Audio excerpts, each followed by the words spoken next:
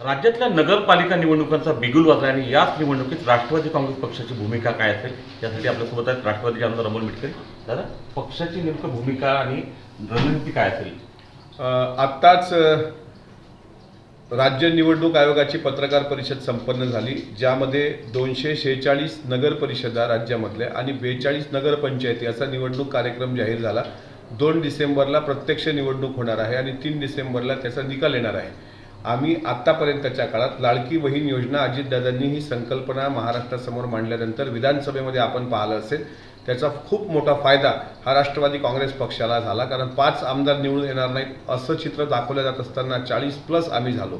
आणि त्याचबरोबर अलीकडच्या काळात दादांनी प्रत्यक्ष ग्राउंडला केलेलं काम, सर्व मंत्र्यांनी जीव झोकून केलेलं काम, कार्यकर्ते म्हणून आम्ही प्रत्येक ठिकाणी सर्वसामान्यांचे प्रश्न सोडवणं, या सगळ्या जमेच्या बाजूंच्या भरोशावर राष्ट्रवादी काँग्रेस पक्षाची याच्यामधली भूमिका आणि यामधलं परफॉर्मन्स हा सर्वोत्तम असेल.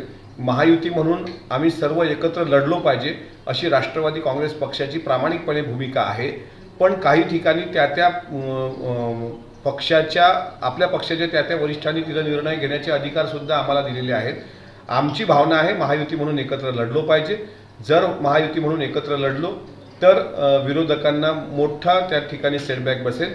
पण आम्ही जर काही ठिकाणी मैत्रीपूर्ण लढत, काही ठिकाणी स्वतंत्र लढलो तरी राष्ट्रवादी काँग्रेस पक्ष प्रादेशिक पक्ष म्हणून सर्वोत्तम कामगिरी करणारा असेल आणि राज्यातला 1 नंबर पक्ष ठरेल असंच राष्ट्रवादीचं काम आतापर्यंतचं आहे. दादा, या निवडणुकीच्या निमित्ताने एक नवे पवार राजकारणाच्या रिंगणात येत आहेत. जय पवार बारामती नगराध्यक्षपदाची निवडणूक लढणार आहे. एकंदरीत नवा चेहरा लॉन्च करण्यामागची राष्ट्रवादी काँग्रेसची काय भूमिका आहे? मला असं वाटतं एक युवा नेतृत्व या राज्याला अनेक दिवसांपासून त्या गोष्टीची गरज होती. आम्ही अनेकदा आदरणीय दादांकडे ही मागणी केली होती, आदरणीय सुनेत्रा वहिनींकडे आम्ही ही भावना व्यक्त करून दाखवली होती. महाराष्ट्राच्या राजकारणामध्ये एका सुसंस्कृत युवक नेतृत्वाची गरज होती आणि जय पवार अर्थातच अत्यंत सुसंस्कृत घरातले आहेत. आदरणीय पवार साहेबांपासून आदरणीय दादा, आदरणीय वहिनींचा त्यांच्यावर असलेला सामाजिक राजकीय हा सगळा प्रभाव पाहता त्यांची नगराध्यक्षपदाची एंट्री ही महाराष्ट्रामध्ये सत्यमेव जयते ही जी काही घोषणा आपण म्हणत असतो नेहमी, किंवा एक मोठा काय म्हणता येईल त्याला, एक नवा राष्ट्रवादी काँग्रेस पक्षाला बळ देणारा चेहरा.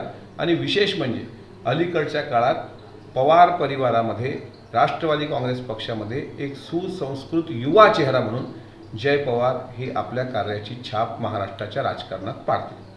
या निवडणुकीत राज्यातला सर्वात मोठा पक्ष जो आहे तो राष्ट्रवादी काँग्रेस पक्ष असेल आणि जय पवार यांच्या नेतृत्वामुळे राज्याला एक नवा चांगला चेहरा मिळाला आहे. राष्ट्रवादीचं एक भविष्य जे आहे त्यांच्या रूपानं पुढच्या काळात महाराष्ट्रासमोर येईल असा विश्वास आमदार अमोल मिटकरी यांनी व्यक्त केला आहे. एबीपी माझा, उघडा डोळे बघा नीट.